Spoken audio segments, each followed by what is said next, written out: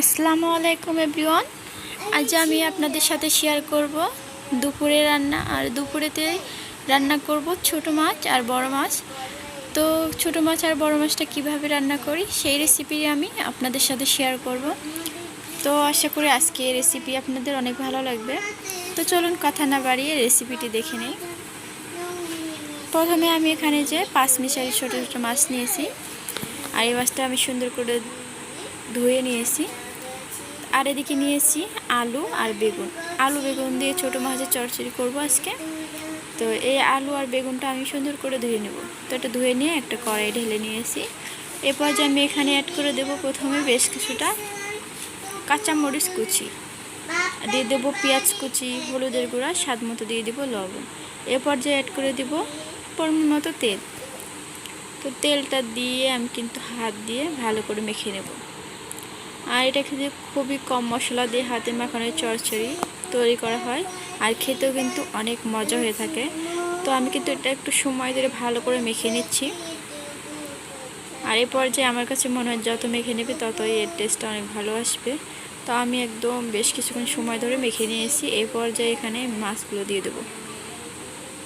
মাছটা দিয়ে আবার হালকা হাতে একটু মিক্স করে নেব, আর এভাবে একটু সমান করে দিয়ে দেবো হাত দিয়ে। আর এই পর্যায়ে আমি সামান্য একটু পানি দিয়ে দেবো। তো এখানে কিন্তু আমি পরিমাণ মতো পানিটা দিয়ে দিয়েছি। চুলাটা অন করে ঢাকনাটা দিয়ে রান্না করে নেব। কিছুক্ষণ রান্না করার পরে ঢাকনাটা খুলে আমি এর উপর দিয়ে বেশ কিছুটা ধনিয়া পাতা কুচি দিয়ে দেব। ধনিয়া পাতা কুচিটা দিয়ে কিন্তু আমি ঢাকা দিয়ে রান্না করে নিয়েছি যে এভাবে। তো এই তো নিচে একটু ঝোল আছে, এটাও একদম শুকনো শুকনো করে নেব। আবারও আমি কিন্তু ঢাকা দিয়ে দিব। 2 থেকে 3 মিনিট রান্না করে নেব। তো আমি 3 মিনিট রান্না করে নিয়েছি। এই পর্যায়ে একদম শুকনো শুকনো হয়ে আসছে, নিচে কোনো ঝোল নাই। তো এই পর্যায়ে আমি চচ্চড়িটা নামিয়ে নেব। এভাবে রান্না করলে অনেক খেতে মজা হয়ে থাকে। তো এটা নামিয়ে এক সাইডে রেখে দিয়েছি। এদিকে যে পাঙ্গাস মাছ নিয়েছি, এটা আলু দিয়ে ভুনা করব। তো প্রথমে কিন্তু পাঙ্গাস মাছে আমি দিয়ে দিলাম হলুদের গুঁড়া, মরিচের গুঁড়া, সামান্য একটু লবণ। এদিকে চুলাটা অন করে একটা কড়াই বসে কড়াইয়ে পরিমাণ মতো তেল দিয়ে তেলটা গরম হতে থাকে। এদিকে মাছটা আমি ভালো করে মশলার সাথে মেখে নেব। তো তেলটা কিন্তু গরম হয়ে আসছে। এরপর যে আমি একে একে মাছগুলো ছেড়ে দেব।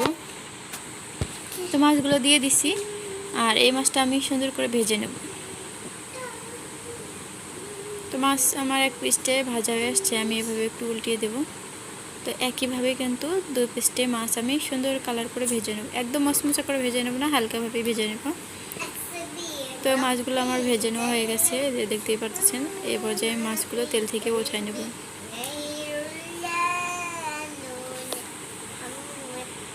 তো মাছগুলো উঠাই নিয়েছি, এটা এক সাইডে রেখে দিয়ে একই তেলেতে এদিকে যে আমি বড় সাইজের একটা আলু এইভাবে কেটে নিয়েছি, আর আলুগুলো দিয়ে দিলাম। আর আলুটাও আমি একটু 3 থেকে 4 মিনিট একটু ভালো করে নাড়াচাড়া করে ভেজে নেব।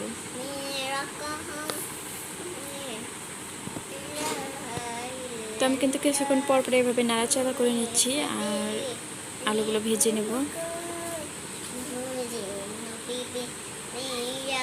তো এই তো আলুগুলো আমার ভেজে নেওয়া হয়ে গেছে, এর বেশি আর ভেজে নেব না। আমি আলুগুলো উঠাই নেব। উঠাই নিয়ে যে মাছের সঙ্গে রেখে দিয়েছি। এদিকে একই তেলেতে আবারও দিয়ে দিলাম পেঁয়াজ কুচি। পেঁয়াজটা দিয়ে এভাবে একটু নাড়াচাড়া করে নেব। নাড়াচাড়া করে পেঁয়াজটা আমি একটু হালকা কালার করে ভেজে নেব। তো পেঁয়াজটা যখন নরম হয়ে আসছে, এখানে আমি বাটা মশলা দিয়ে দেবো। প্রথমে দিয়ে দেবো আদা বাটা, রসুন বাটা, তারপরে দিয়ে দেবো জিরা বাটা, কাঁচামরিচ বাটা। তো বাটা মশলাটা দিয়ে হালকা একটু ভেজে নেব, যাতে করে এর কাঁচা গন্ধটা চলে যায়।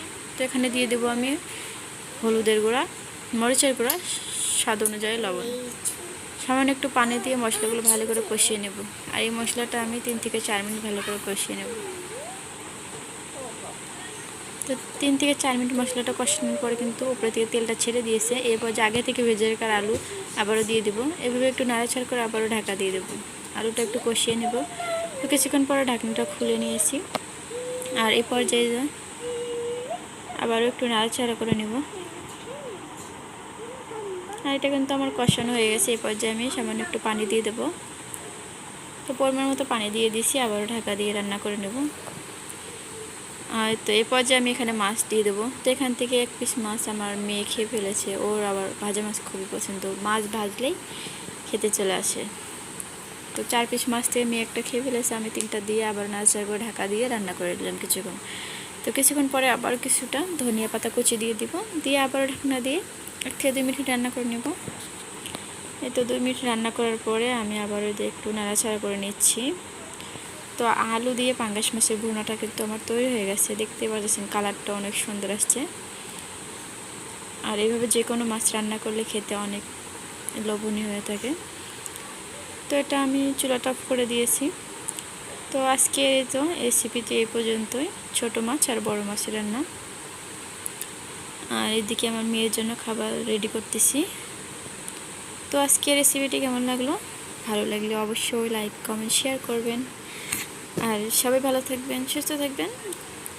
আল্লাহ হাফেজ, আসসালামু আলাইকুম।